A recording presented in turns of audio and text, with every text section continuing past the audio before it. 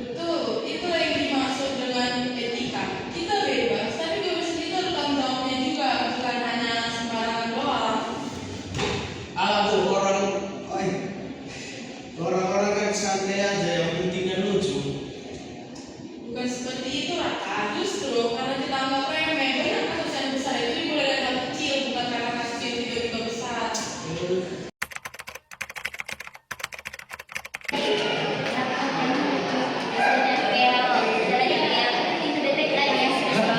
Pasti bagus nih kalau dijadiin meme, pasti rame.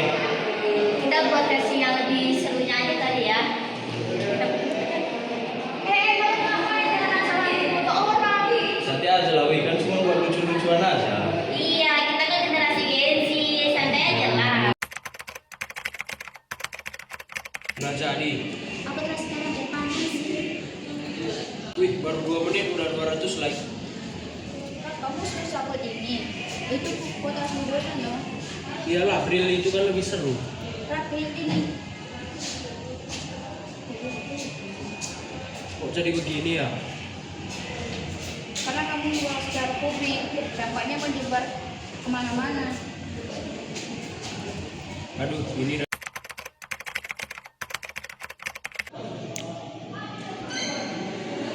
permisi Bu, ada apa ya Bu? Silakan dulu, ada yang saya bahas kepada kalian semua.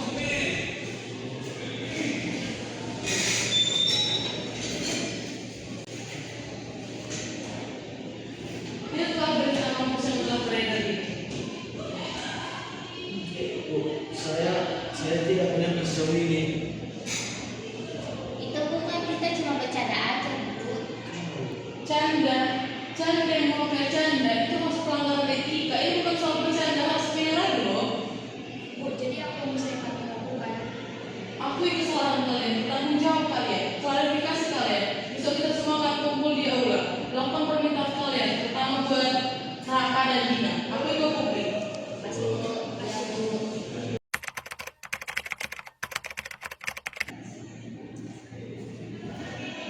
Nah, apa kau tahu seperti ini, Raya? Ya nih, pasti lu baru itu sakit hati. Gak kebayang sih kalau aku digituin juga. Iya ya, akhirnya kita sampai ke batas yang kayak gini. Ya aku kan cuma buat lucu aja. Contohnya sampai merusak reputasi orang dan kampus. Tapi gimana kalau kita minta maafnya aja secara langsung sama dosennya atas kesalahan kita? Iya sih, kita harus minta maaf dengan benar.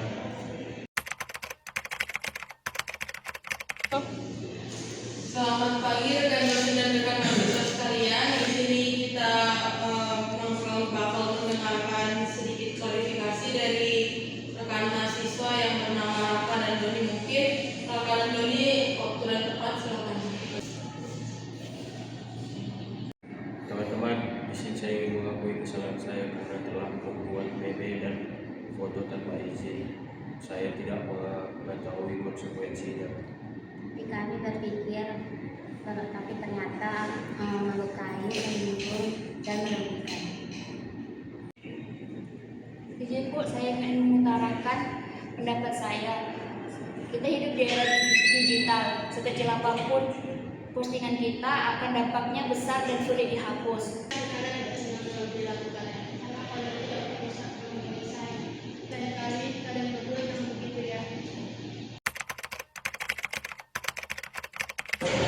Aku bangga sama kalian karena mengakui kesalahan itu tidak mudah. Kami merasa berterima atas kesalahan kami.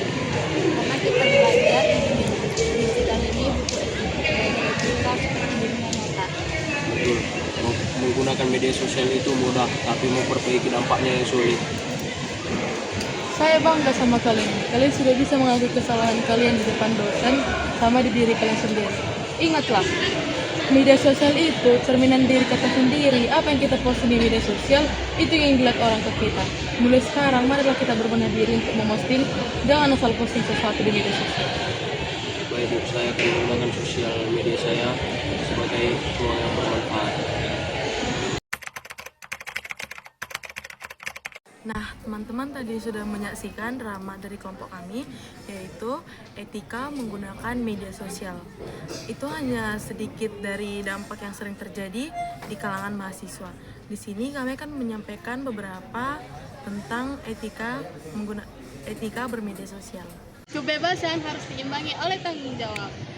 Jejak digital tidak bisa dihapus begitu saja. Etika media sosial bukan untuk dikekang, tetapi melindungi. Humor tidak boleh melukai.